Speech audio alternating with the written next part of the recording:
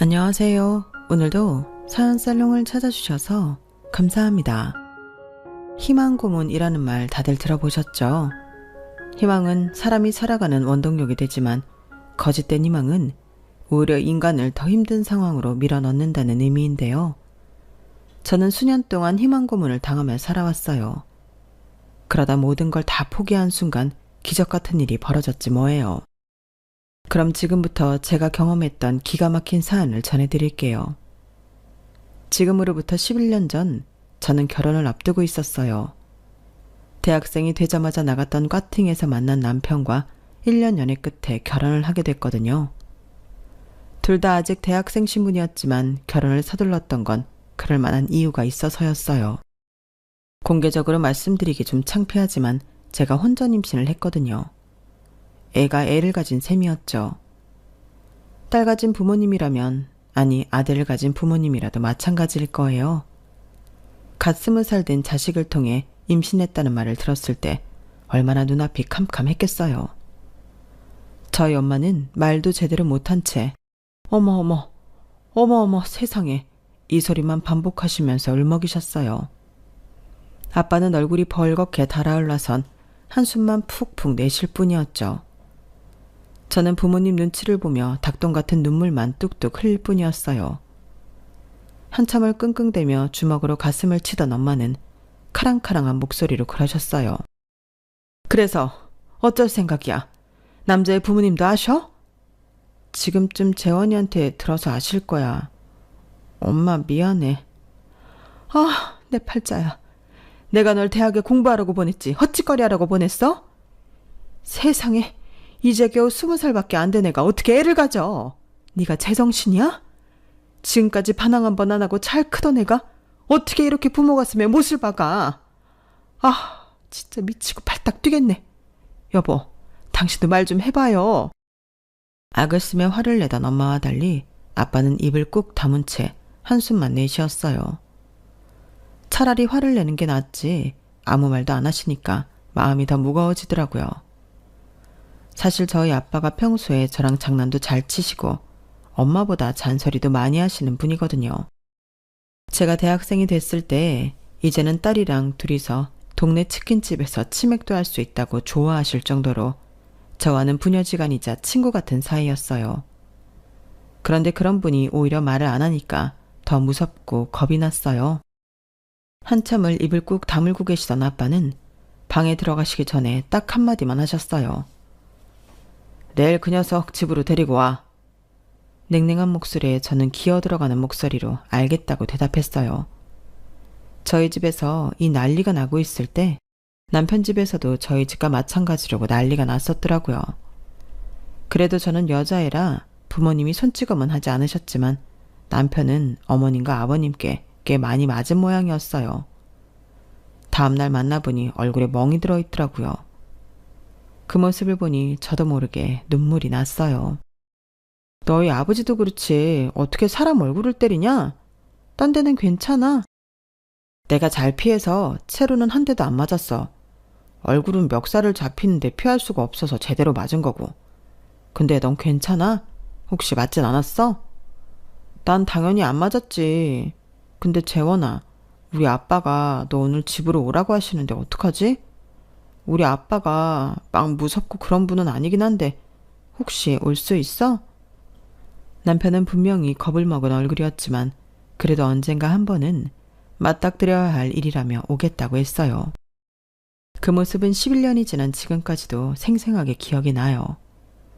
이제 겨우 청소년을 벗어난 사내아이가 그래도 남자라고 제 앞에서 담담한 척하던 그 모습이 귀여우면서도 사랑스러웠거든요. 그래서 더 걱정이 앞섰어요. 혹시라도 아빠가 이 귀여운 남자한테 호통치고 주먹까지 날리진 않을까 걱정이 됐거든요. 하지만 제 예상과 달리 아빠는 차분하게 앞으로 어떻게 할 건지 물어보셨어요. 아이는 낳을 건지 아닌지, 결혼할 마음이 있는 건지, 현실적인 것들을 말이에요.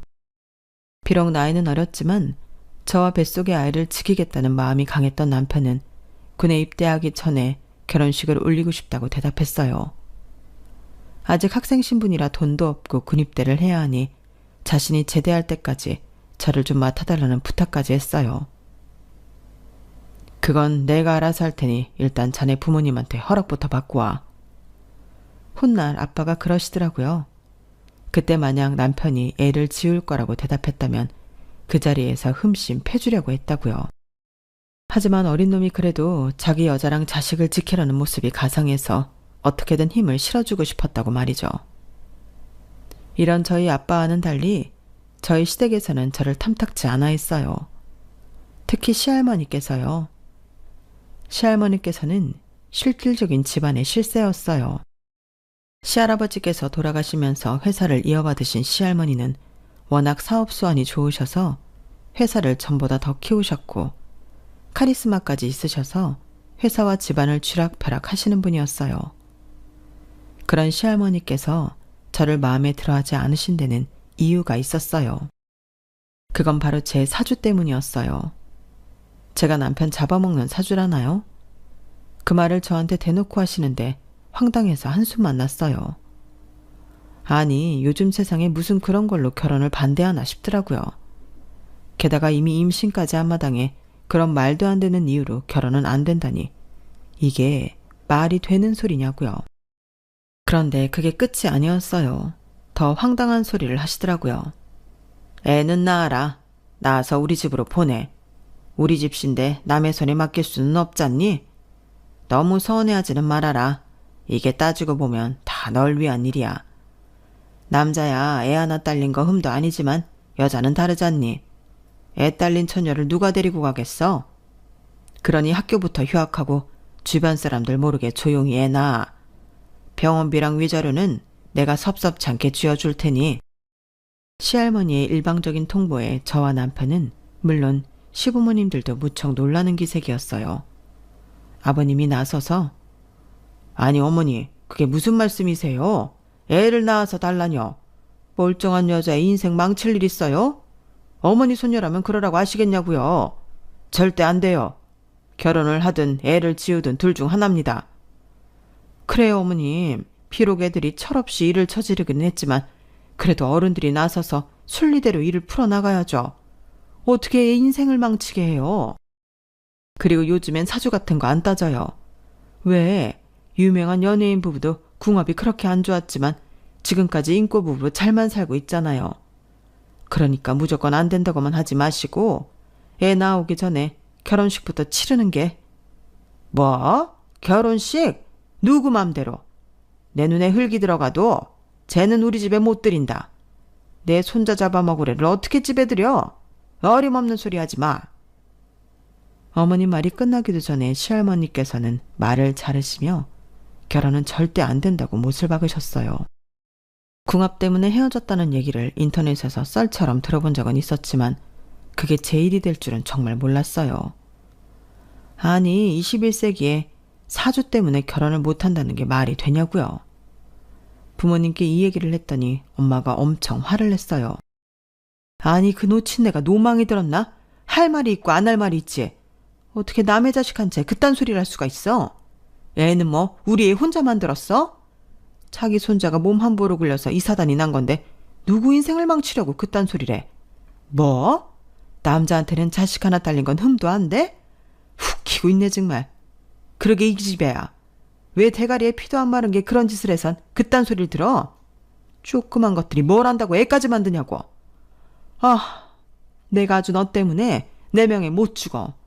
네가 내 명줄을 당긴다고. 엄마는 엄청 화가 났는지 한참씩이나 시할머니 욕을 했어요. 아빠는 아빠대로 씩씩대며 당장 재훈이 부모님을 만나 단판을 짓겠다고 당장 전화하라고 성화하셨어요. 그런데 말이죠.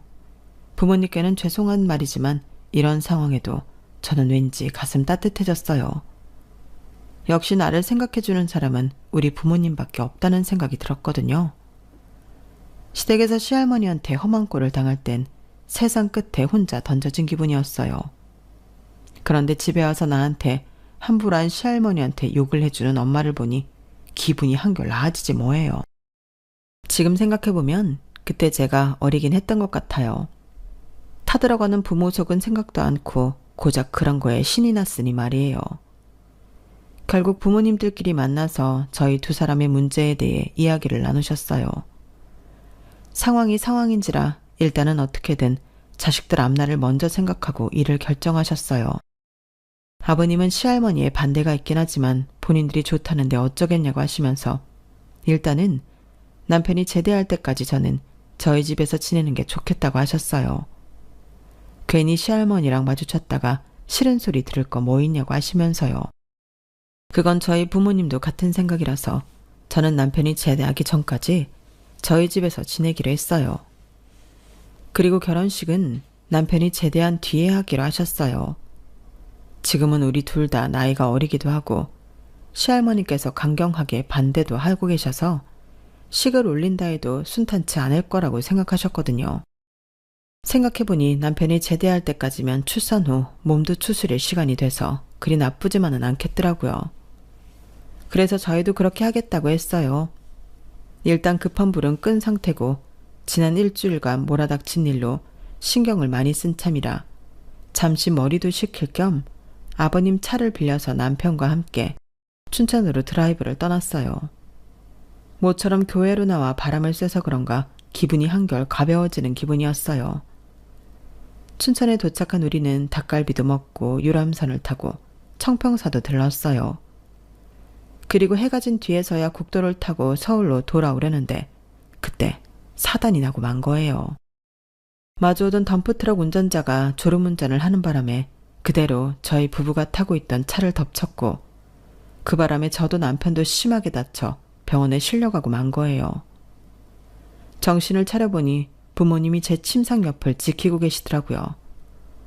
엄마는 얼마나 우셨는지 눈이 퉁퉁 부어 있었고 아빠도 얼굴이 흑빛으로 변해 있었어요. 그런데 주위를 둘러봐도 남편은 보이지 않았어요. 사고가 날 때 에어백에 가슴을 세게 부딪혀서 그런가 말을 하려고 하니 가슴 쪽에 힘이 안 들어가서 힘겹게 겨우 물어볼 수 있었어요. 엄마, 재원이는?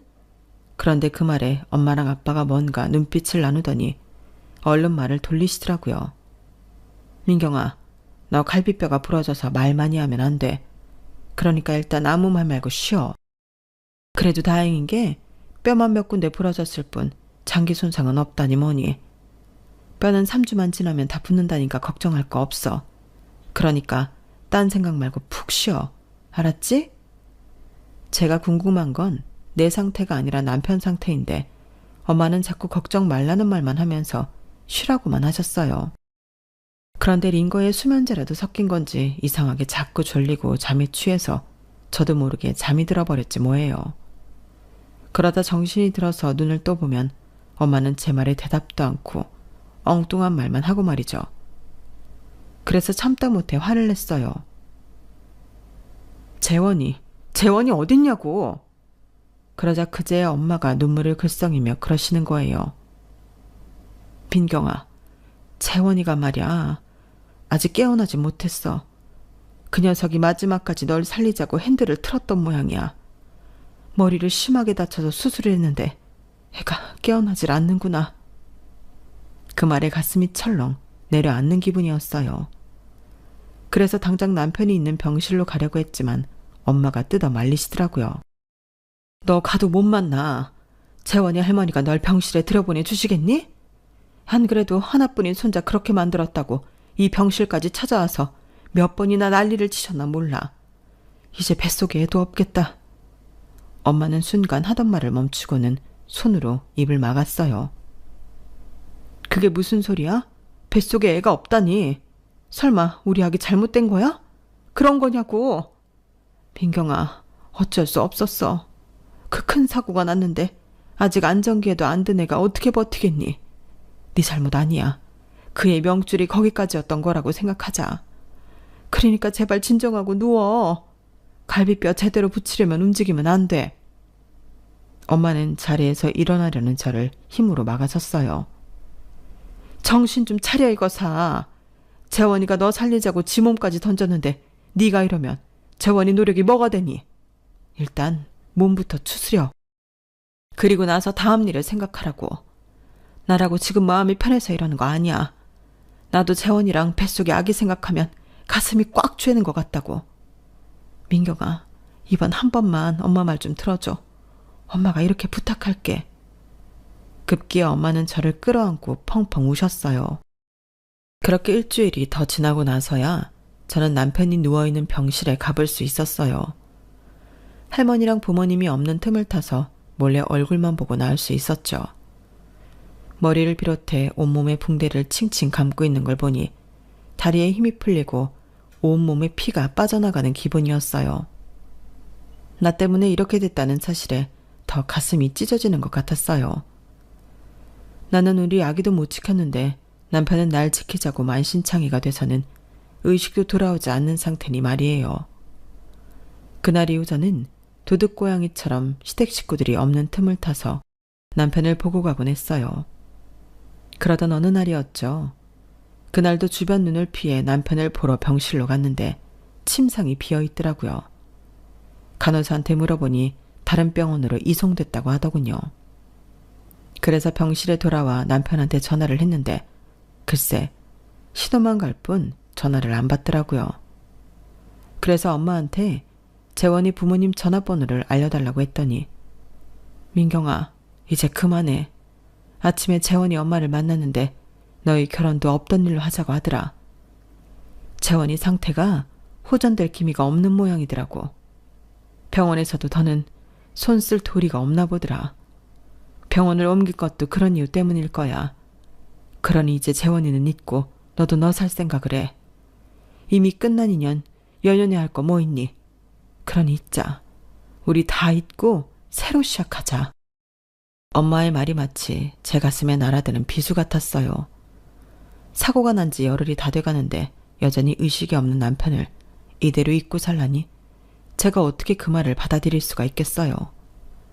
그렇게는 못한다고 재원이를 만나게 해달라고 고함도 지르고 사정도 해봤지만 저희 부모님조차도 재원이가 어디로 이송해 갔는지 알지 못했어요. 병원에서는 환자 개인정보라서 말해줄 수 없다는 입장만 반복했고요.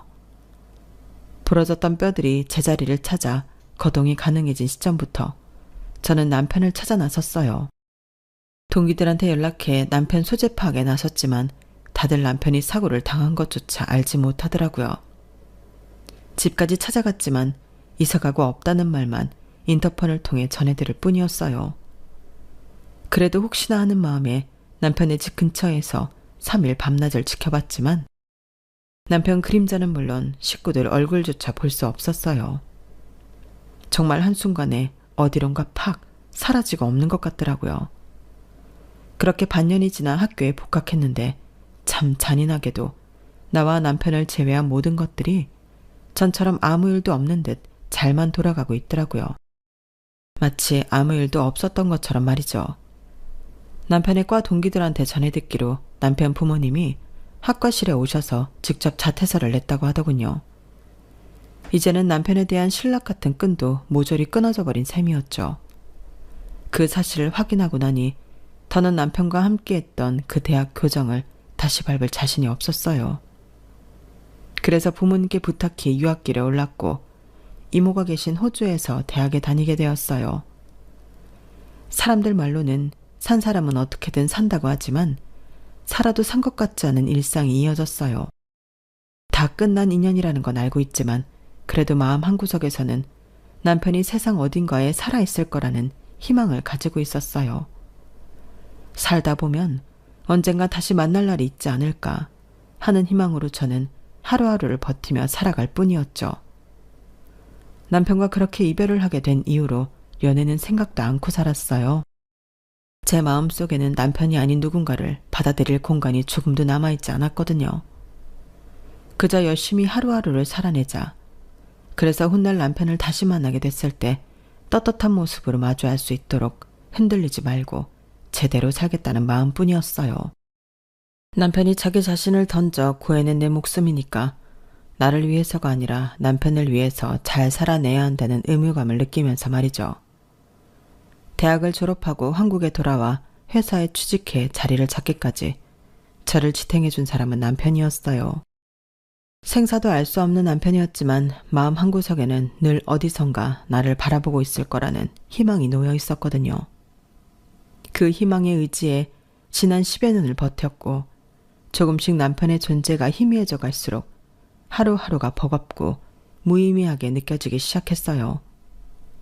희망이 사라진 삶은 그 자체가 지옥 같더라고요.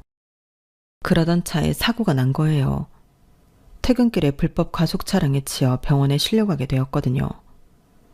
다행히 큰 부상은 아니었지만 손과 얼굴에 약간의 찰가상과 오래전 사고로 다쳤던 다리에 금이 간 정도였어요.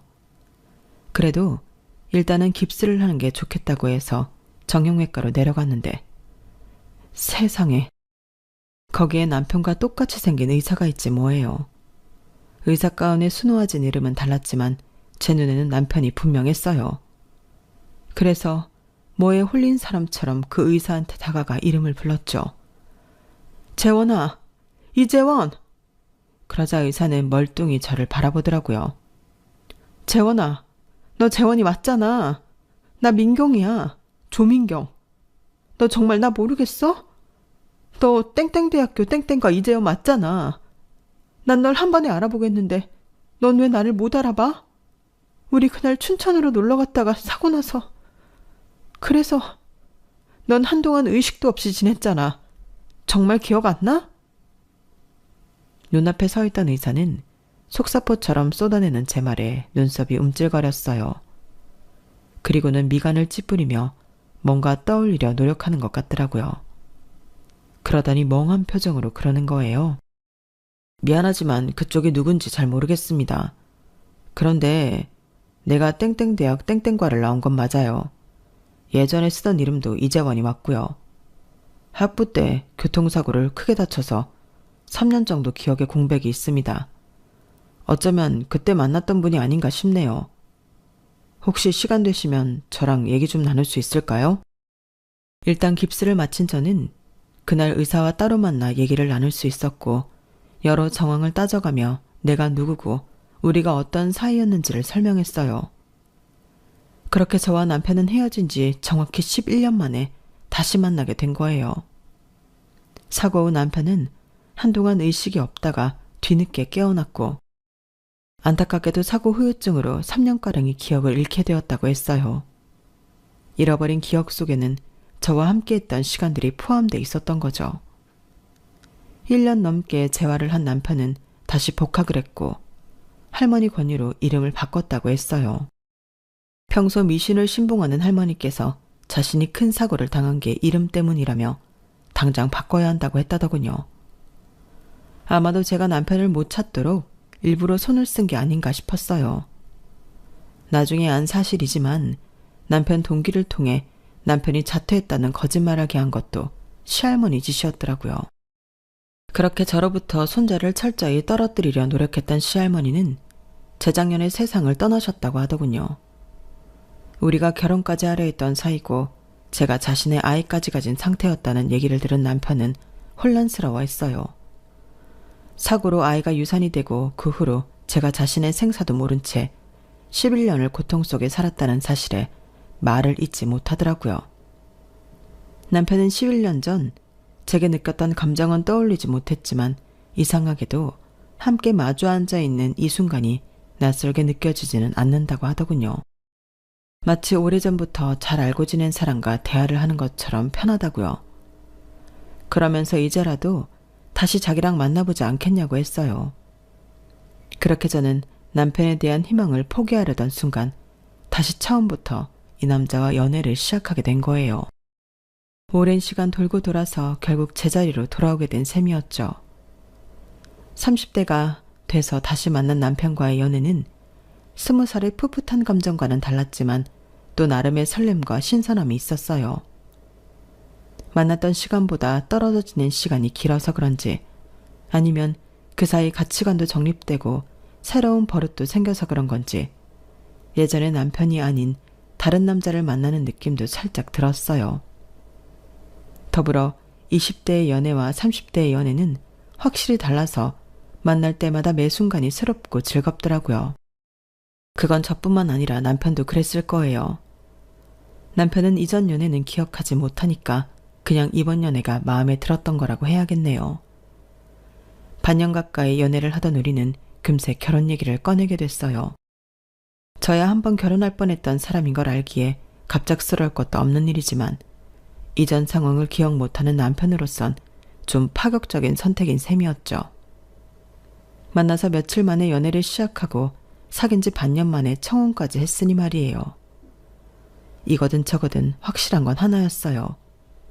우리 두 사람은 인연은 인연이라는 거였죠. 그렇다고는 해도 결혼을 하기까지는 넘어야 할 산이 많았어요. 먼저 양가 부모님이었죠. 저희 부모님만 해도 죽은 줄 알았던 사람이 멀쩡히 살아서 잘 살고 있었다는 걸 아시면 고맙고 반가운 마음 이전에 배신감이 먼저 드실 게 뻔했어요. 제가 힘들어하는 모습을 누구보다 가까이에서 오래 봐오신 분들이기 때문에 더더욱 남편과 그 가족에 대한 반감이 클 테니까요. 그리고 시부모님도 제가 껄끄럽기는 마찬가지일 거예요. 비록 결혼을 반대하시던 시할머니는 돌아가셨지만 그래도 시할머니를 통해 제 사주가 남편 잡아먹을 사주라는 얘기를 들은 데다가 실제로 남편이 저랑 같이 있다가 사고를 크게 당했던 터라 찝찝한 마음은 분명 있으실 테니까요. 그래도 상대적으로 덜 높은 산이라고 생각한 시댁에 먼저 가서 인사를 드리기로 했어요. 생각지도 못한 제 등장에 역시나 시부모님은 놀라셨어요. 도대체 언제부터 둘이 만나고 있었냐고 물으시더라고요. 민경이 네가 유학 떠났다는 소식까지는 들었는데 그 후로는 우리도 소식을 알 길이 없었어. 알았다고 해도 달라질 건 없었겠지만. 그런데 어떻게 니들이 다시 만난 거니? 우리 재원이는 그때 기억이 없어서 널 찾았을 리 없고. 혹시 민경이 네가 그동안 우리 재원이를 찾았던 거니? 어머님은 의심스러운 눈초리로 제게 물으셨어요. 아무래도 당신 아들한테 안 좋은 영향을 끼칠 사주를 가진 제가 마음에 안 들었던 탓이겠죠. 그래서 일단은 저희가 다시 만나게 된 사정을 말씀드렸어요. 정말 우연히 다시 만나게 됐다는 걸요. 그리고 또 한 가지. 두 분의 마음을 진정시켜드리기 위해서 저희 둘이 한 가지 준비한 게 있었어요. 그건 바로 궁합이었죠. 엄마, 오늘 우리가 어디 다녀온 줄 아세요? TV에도 자주 나오는 철학관에 다녀왔어요. 우리 궁합 보려고요. 할머니가 그러셨다면서요. 민경이가 남편 잡아먹을 사주라고. 그런데 오늘 가서 물어봤더니 철학관 선생님이 어디서 그런 말도 안 되는 소리를 하더냐고 화를 내시던걸요. 그리고 우리 둘이 결혼하면 아주 잘 살 거래요. 뭐라더라? 하늘에서 이어준 천생연분이라던걸요. 정 못 믿어오시면 엄마가 다른 곳에 가서 물어보세요. 그런데 제 생각엔 말이죠. 따로 안 가보셔도 될 것 같아요. 그 난리를 치고 한번 헤어졌다가 11년 만에 다시 만나게 된 것만 봐도 우리 둘은 인연은 인연인 거니까요. 남편의 말에 시부모님은 별다른 말씀은 하지 않으셨어요. 30 넘은 아들이 결혼하겠다는데 정확한 과학적 근거도 없는 무당 말 한마디에 휘둘린다는 것도 좀 웃기잖아요. 결국 아버님이 먼저 결혼을 찬성하시면서 시댁에서는 결혼 허락을 받을 수 있었어요. 그리고 며칠 뒤 가장 큰 산인 저희 집에 가게 되었어요. 긴 시간 마음의 상처를 받으신 분들이라 쉽게 결혼을 허락하실 거라는 기대는 할 수 없었지만 그래도 허락해 주실 때까지 끈질기게 달라붙어 보자 생각하고 집으로 향했어요. 미리 집에 결혼할 사람이랑 인사드리러 가겠다고 말씀드려놔서 그런지 엘리베이터가 저희 층에 서자마자 음식 냄새가 확 풍겨오더라고요. 사윗감이 인사 온다고 엄마가 일찍부터 음식을 준비하신 게 뻔했어요. 이렇게 기대하시는 걸 보니 더 걱정이 앞서더라고요. 남편도 이번엔 긴장이 많이 되는지 입술에 자꾸 침을 바르더라고요. 입술이 바싹바싹 타들어가는 기분이었나 봐요. 그러면서도 이러는 거 있죠. 어차피 한 번은 맞닥뜨릴 일인데 해봐야지 뭐. 민경이 넌 나만 믿고 따라와. 신기하게도 그 말과 표정은 11년 전 그때와 똑같았어요. 그래서 저도 모르게 눈물이 핑 돌더라고요. 이런 묘한 기분으로 남편 손을 잡고 우리 집 현관에 들어섰고 우리 두 사람을 보신 부모님은 예상대로 경악하셨어요. 네가 여긴 어떻게? 재원이 네가 어떻게 살아있는 거니? 엄마는 보고도 못 믿겠다는 듯 눈을 커다랗게 뜨고는 제 남편을 구석구석 살피셨어요. 진짠가 아닌가 확인하려는 듯이 말이죠. 그리고 아빠는 마치 귀신이라도 본 사람처럼 얼빠진 표정으로 휘청 하시더라고요. 남편이 얼른 몸을 받쳐들이지 않았다면 머리를 다치실 뻔할 정도로 다리에 힘이 풀리셨던가 봐요. 한참을 들어오라는 말도 없이 남편을 살피시던 부모님은 그제야 정신이 돌아온 사람처럼 안으로 들어오라는 말씀을 하셨어요. 놀란 부모님을 진정시키기 위해 일단 물을 가져다 드리고 차근차근 그간의 상황을 설명해 드렸어요. 남편이 기억을 잃은 상태라는 것까지 모조리요. 그러자 엄마는 제 남편의 손을 덥석 잡고 펑펑 우시더라고요.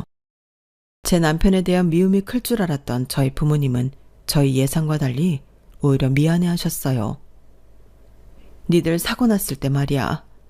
재원이 네가 우리 민경이 살리려고 핸들을 틀었다는 얘기를 듣고 솔직히 고마운 마음이 더 컸어. 남의 자식이 생사를 오가는데 이러면 안 된다는 걸 알면서도 내 자식 생각이 더 앞서더라고. 아줌마가 정말 미안하다. 그때 내가 그런 마음을 먹는 게 너무 죄스러워서 지금까지 너한테 미안한 마음으로 살았다. 하루아침에 네가 사라졌다고 민경이가 울고불고 하는데 애 앞에서 말은 안 했지만 네가 죽었다고 생각했어. 그래서 늘 마음속으로 네가 좋은 곳으로 가기를 바랐는데 이렇게 살아있을 줄이야. 잘 왔다. 다시 와줘서 정말 고마워. 그래, 너한텐 정말 이루 말할 수 없을 정도로 고맙고 미안하다. 우리 민경이 살려줘서 고맙고 그런 너한테 진작에 고맙다는 인사도 못해서 미안하고 그래. 그래도 이렇게 다시 내 사위가 되겠다고 와줘서 이제야말로 제대로 은혜를 갚을 기회가 생겼다 싶다. 내 자식 살려준 은혜는 내가 죽을 때까지 잊지 않고 갚으마. 살아줘서 고맙다 재원아. 생각지 못한 부모님의 환대에 남편도 저도 많이 놀랐지만 이상하게 가슴은 뜨겁게 달아올랐어요. 지난 11년간 헛된 희망으로 가슴속이 다 타들어갔다고 생각했는데 온전히 남아있던 불씨가 이번엔 제대로 불을 지핀 기분이었어요. 그렇게 우리는 양가 부모님의 허락을 받고 결혼을 준비하고 있답니다. 20살 때 우리 두 사람은 가진 게 없어서 양가 부모님께 모든 걸 의존해야 했지만 지금은 우리 손으로 집도 구하고 살림도 채워넣을 수 있어서 더 뜻깊은 결혼이 될 것 같습니다. 저는 지금 예쁜 5월의 신부가 되기 위해 열심히 다이어트를 하고 있고요. 남편은 허니문 베이비를 만들겠다는 생각으로 술과 담배도 끊고 열심히 몸 관리를 하고 있어요. 기적같이 찾아온 우리 부부의 두 번째 결혼이 무사히 치러질 수 있도록 여러분도 응원 많이 해주세요. 지금까지 제 사연을 들어주셔서 감사합니다. 여러분들도 앞으로 꽃길만 걸으시기를요. 여러분, 사연 댓글에 응원과 현명한 조언 부탁드려요. 좋아요와 구독은 저에게 큰 힘이 됩니다. 오늘도 좋은 일 가득하세요.